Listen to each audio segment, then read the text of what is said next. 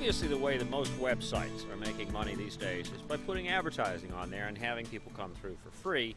And if you can do that and make money that way, that's absolutely terrific. For many sites, that is actually not really an option. So we're going to talk briefly about what are the 5 ways that you can make money that are short of ads. The first of these, and maybe the most obvious, is to drive business to someplace else where you might be able to make some money.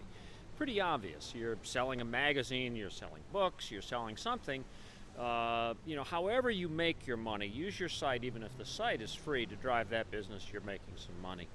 The second way is actually kind of advertising, but kind of not, and that is you use a contextual ad service like Google AdSense. And what you do is you basically go to Google and you click on advertising and you sign up for AdSense. Anybody can do this with a couple of clicks. And then what you do is they give you a little snippet of code that you drop into your web page. That little snippet of code pulls in a whole stack of text ads, not visuals, not images, but text ads. When somebody comes to your site and clicks on those ads, you could make some money. The third way, and this really only works for sites that have content, is to syndicate or license that content to other sites.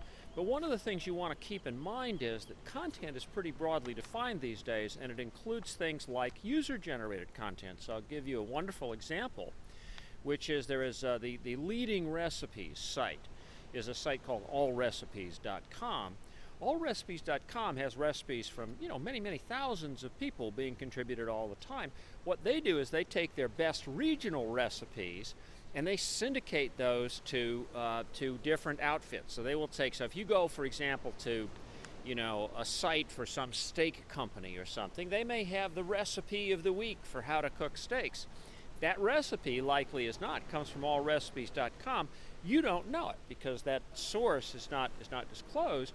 The last 2 ways are, this is possibly the most lucrative way to make money short of advertising, and that's what's called lead referral. Lead referral is essentially out there's a buyer and a seller of something that's related to your site. You're going to connect them.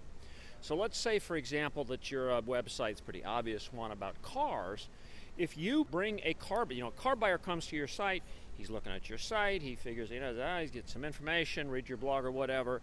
If that person then, clicks on something that enter your zip code and then it refers him to the local Mercedes dealer or BMW dealer or something, you're going to make some money on that. And the last way is, may sound a little, what's the right word, a little simplistic, but it's ask for money. Now, if you're a charitable cause, this is quite straightforward. You probably are raising a good deal of your money through donations, and there are many ways that you can boost your donations online.